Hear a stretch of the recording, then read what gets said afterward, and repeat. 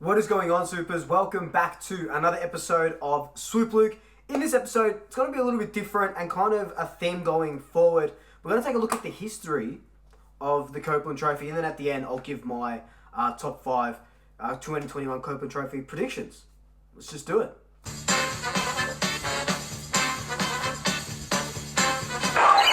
Before we jump into it, of course, follow me on all my social media accounts, TikTok, Twitter, and Instagram. They're all Swoop Luke. If you are a new Swooper, welcome. Thank you so much for joining me. Be sure to hit that subscribe button, hit that notification bell, and if you are a returning Swooper, welcome back. Thank you so much for rejoining us.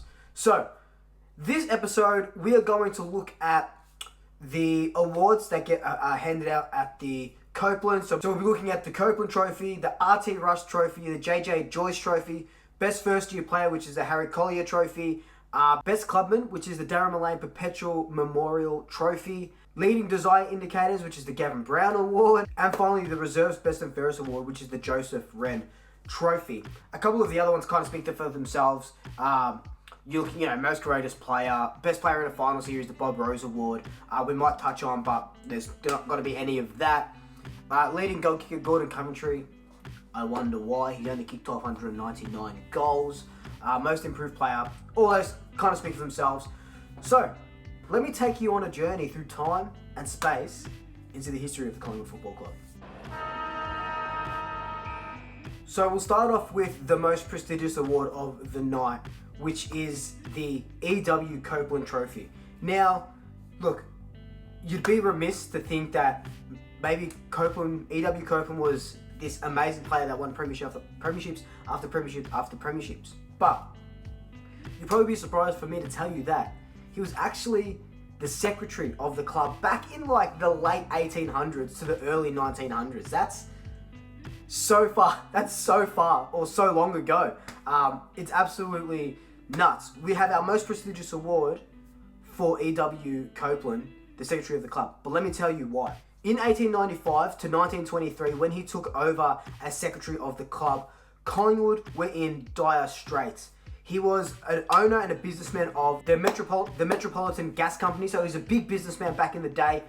And Collingwood's existence is accredited, or one of the guys accredited to Collingwood's existence is E.W. Copeland.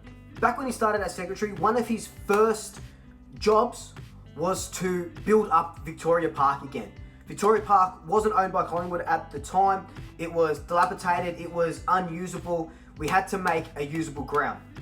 Through E.W. Copeland's work, he was able to start creeping money slowly through Vic Park. Then you can start getting grandstands. The team starts playing there and stuff like that. E.W. Copeland was secretary for 29 years, and like I said, he played such a vital role to Collingwood's existence now. So now that you see Collingwood tweeting and Instagram and stuff like that, you got to thank E.W. Copeland. But the trophy, even though he finished his tenure in 1923, he did later come on to be vice president for 2 years. So his tenure finished in 1923 as secretary of the club. The club enlisted this trophy, the E.W. Copeland Trophy, in 1927. That's when they started awarding it to the players.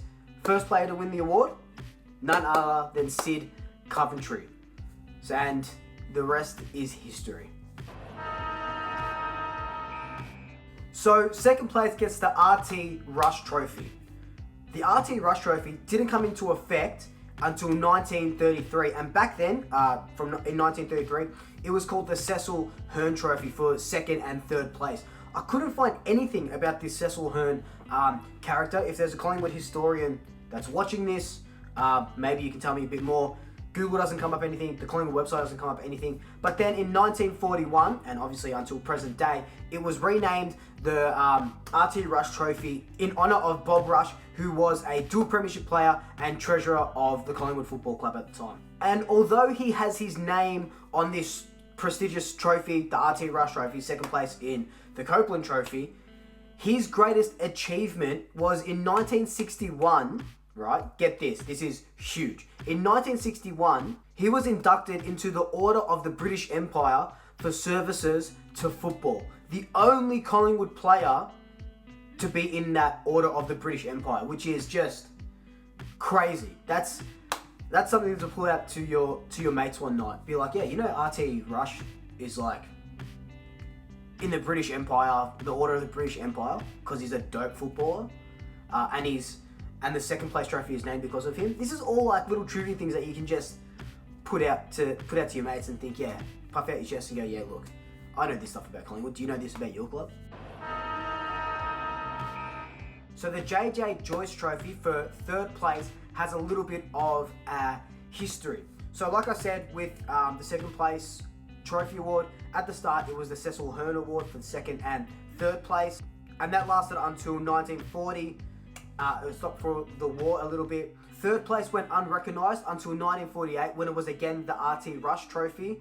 But in 1949, it was given the name the Joyce Trophy in honour of one of Collingwood's founding fathers, former Britannia player and administrator Jack Joyce. So the next trophy we're going to look at is the Harry Collier Trophy, which is the best first year players trophy. Prior to 1960, best first year player was given sporadically throughout, didn't have a trophy named or anything for it. In 1960, it was named the Collingwood Rotary Club Trophy, up until 1988, when the Pies decided to give it the Harry Collier Trophy for the best first year player. Harry Collier debuted in 1926, and in his first season played 18 games and kicked 32 goals. He would go on to win 2 best and fairest, captain the club, and be a part of 6 Collingwood premierships. Okay, so the next award / trophy we're going to be looking at is the Best Clubman Award, aka the Darren Mullane Perpetual Memorial Trophy Award. So the trophy is given to the best clubman of the year as voted on by the players and staff. So with this award, there's there's a lot of different names that it went under. So prior to 1980, the Best Clubman Award was only presented twice, and they were called the South Fremantle Football Club Trophy in 1968, and then in 1973, the CRJP Brebner Trophy. Then, in the 80s, it started becoming a little bit more prominent. In 1983, it was the Coaches Trophy. In 1985, it was the Max Carroll Memorial Trophy for the best teamman.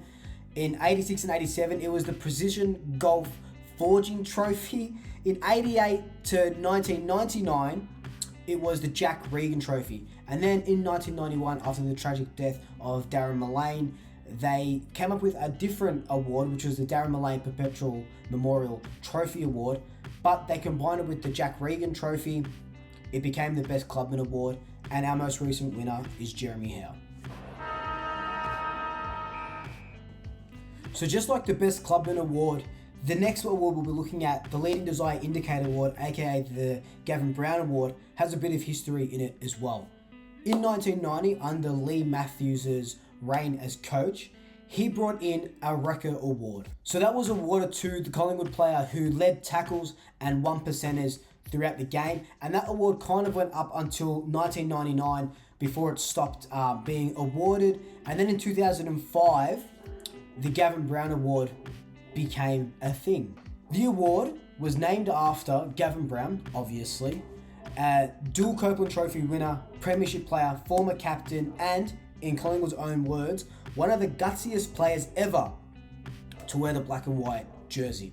So from 2016, the award went to the player who showed team values the most throughout the season. At the end of every game, the players got to vote 3-2-1, like the Brownlow, on who they thought matched this criteria, and our most recent winner is Taylor Adam.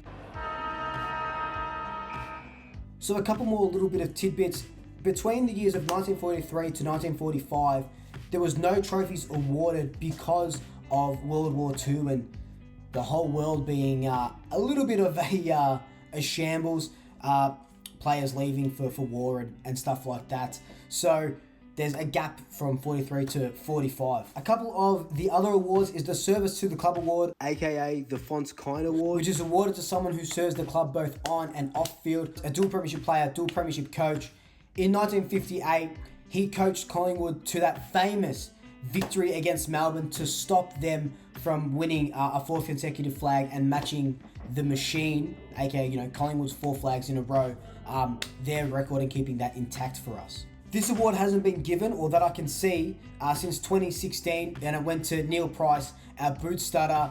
You probably see a bunch of the guys talk about him sometimes. He's on Instagram and stuff like that. So shout outs to Neil there. The Reserve Best and Fairest, aka the Joseph Rowe Memorial Trophy Award, is named after a prominent Australian businessman who was a patron of Collingwood. He helped us out behind the scenes at Vic Park, key figure in the 40s to 60s.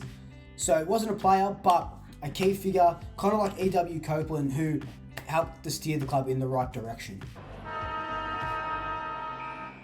So the final award we're going to look at, which won't be awarded this year, is the Bob Rose Award for the best player in finals. Now, this one's a little bit weird because Bob Rose played 16 matches in finals, played in 5 winning games, 1 draw, and 10 losses. In saying that, he did win the 1953 Premiership. He's won 4 Copeland Trophies, but it's the way he went about it in the home and away seasons that they've decided to name this award after him. The most recent winner last year was Brody Mychek. Who do I think is going to finish top 5 in the Copeland? I think it will be Jack Crisp, Braden Maynard, Brodie Grundy, Taylor Adams, Scott Pendlebury. Actually, Brodie Grundy 3rd, Scott Pendlebury 4th, Taylor Adams 5th, just because he missed a chunk of football, but I still think he was one of our better players this year. Let me know your predictions down below. So anyway, guys, this has just been a bit of a history video about the Copeland Trophy and a bunch of the other trophies and awards. Let me know your thoughts. Look, I personally didn't even know most of these people, especially Copeland. I thought he was a dude that just won a bunch of premierships, but no, he was a secretary and stuff like that. Let me know if you like these history videos, because I think I'm going to be doing a lot more of them coming up in the off season. After the Copeland Trophy, I'm going to be doing a Nick Dacos video. There's going to be some trade videos and stuff like that, so keep an eye out on those. Anyway, guys, thank you so much for watching. Like, comment, subscribe, tell your family, tell your friends, tell your pairs, and until next time, double shackers, I'll swoop you all later.